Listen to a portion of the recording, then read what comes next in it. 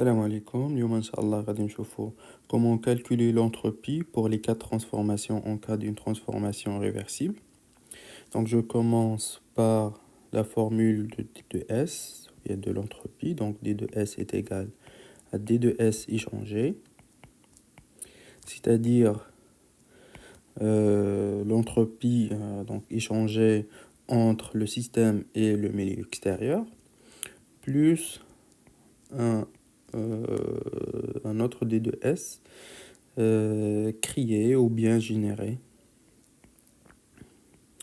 Donc cette entropie elle est liée au système, donc ou bien à l'intérieur de notre système. Donc pour cette entropie, donc elle est toujours supérieure ou égale à 0. Donc on a deux cas, soit on a un d de S créé égal à 0, soit on a un d de S qui est supérieur à 0. Donc on a ce d de S qui est égal à 0 en cas d'une transformation réversible.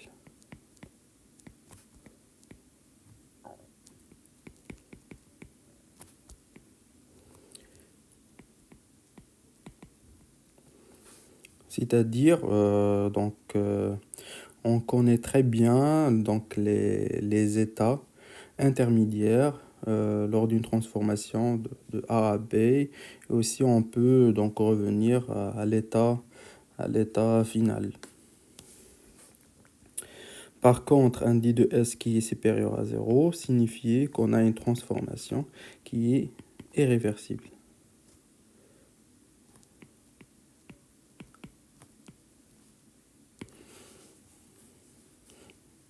Donc irréversible, c'est le cas contraire. Donc le système passe de l'état A à l'état B sans connaître les états intermédiaires. Et on ne peut pas revenir à l'état B par le même chemin. Donc voilà. Donc nous, on va voir comment calculer donc l'entropie en cas d'une transformation réversible. Donc en cas d'une transformation réversible, pour les quatre transformations, donc en cas d'une transformation réversible, on a le d de S est égal à d de S échangé. Car on n'a pas une entropie créée parce qu'on a une transformation qui est idéale. Et c'est quoi le DDS échangé? Donc sa formule, c'est donc la variation de la quantité de chaleur échangée sur la température T. Donc voilà. Donc maintenant, je commence le calcul de l'entropie pour une transformation isochore. Donc le premier cas,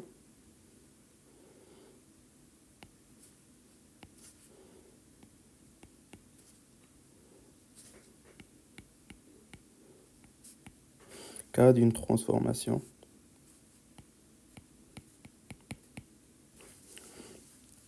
donc isochore. Donc c'est quoi une transformation isochore? C'est-à-dire qu'on a le volume qui est constant. Donc pour calculer l'entropie, c'est d de S est égal donc, à d de Q échangé sur T. Donc on sait que pour calculer le d de Q, donc on a deux relations. Donc soit on calcule le d de Q par CV d de T, plus P d de V, soit par CB d de T, donc moins V d de P. Donc dans notre cas, puisqu'on travaille dans une transformation isochore, donc l'idéal c'est d'utiliser la première équation, car on a la variation de d de V, et la variation de 2V, dans notre cas, est égal à 0. Donc tout ce terme-là est égal à 0 pour simplifier notre calcul. Donc d de S est égal à quoi? Donc je remplace d de Q échangé par CV fois d de T sur T. Donc après, il me reste que d'intégrer pour trouver donc la variation d de S est égal à CV, donc CV c'est une constante, l'intégrale d de T sur T, donc de l'état de la température initiale à la température finale. C'est égal à quoi? CV, donc l'intégrale de d de T sur T, c'est ln. Donc c'est le ln de T. Voilà. De température initiale à température finale. C'est-à-dire, donc, delta S est égal à CV, donc ln de T finale sur T initiale. Voilà.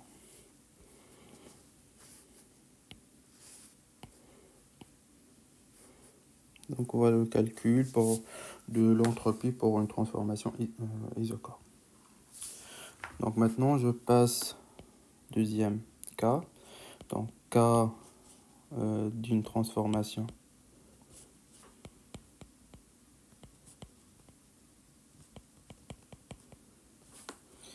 donc isobar par exemple. Donc isobar, c'est-à-dire qu'on a la pression constante. Donc je vais utiliser les mêmes relations de tout à l'heure. C'est-à-dire que D de S est égal à la variation de quantité de chaleur échangée sur T. Et puisque j'ai la pression qui est constante, je vais utiliser la deuxième relation pour simplifier le calcul. Donc, puisque le D de P est égal à 0 en cas d'une transformation isobar. Donc, je remplace la variation de la chaleur échangée par Cp D de T sur T. Donc, la même chose.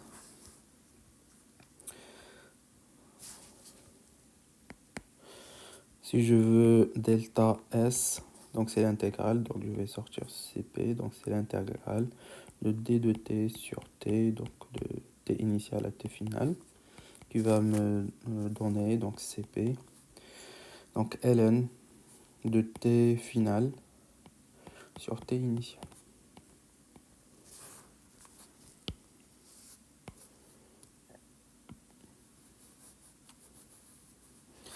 Donc pour la troisième cas, donc le cas d'une transformation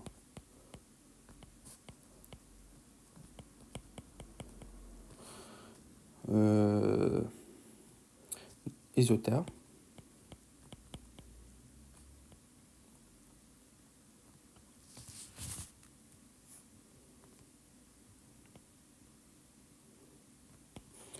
Donc isotherme, c'est-à-dire qu'on a la température elle est constante. Donc pour le calcul de la variation ou bien de la chaleur échangée, donc parmi les deux équations, donc je peux utiliser ce que je veux. puisque j'ai le D de T ici, le D de T ici, donc je peux utiliser ce que je veux pour le calcul de la chaleur, mais pour moi je vais utiliser la première, car j'ai le signe plus ici. Donc D de Q, D de S est égal à quoi?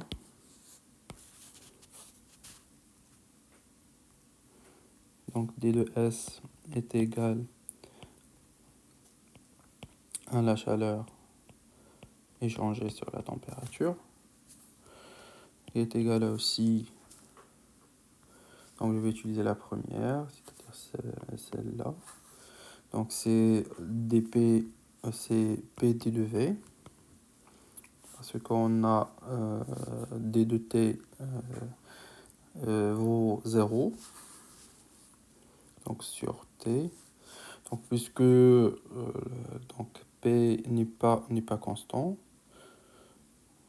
donc je vais, et V aussi n'est pas constant, donc je vais utiliser l'équation des gaz parfaits, c'est-à-dire PV est égal à nRT, pour laisser seulement une seule variable.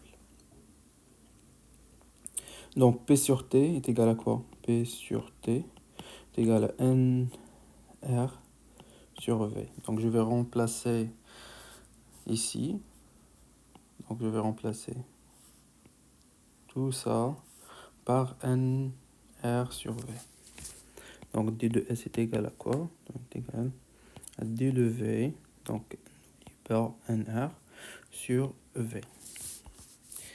Donc si je fais l'intégrale, donc D de S est égal à quoi? nR c'est une constante, je vais la sortir. Donc l'intégrale de D de V sur V. Et c'est quoi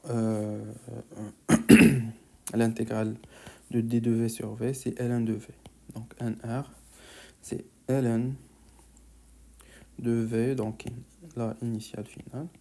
Donc c'est ln de V finale sur V initiale. Donc ça c'est le calcul de l'entropie pour une transformation isotherme en cas d'une transformation réversible. Donc il me reste la dernière transformation, c'est la transformation adiabatique. Donc cas d'une transformation adiabatique,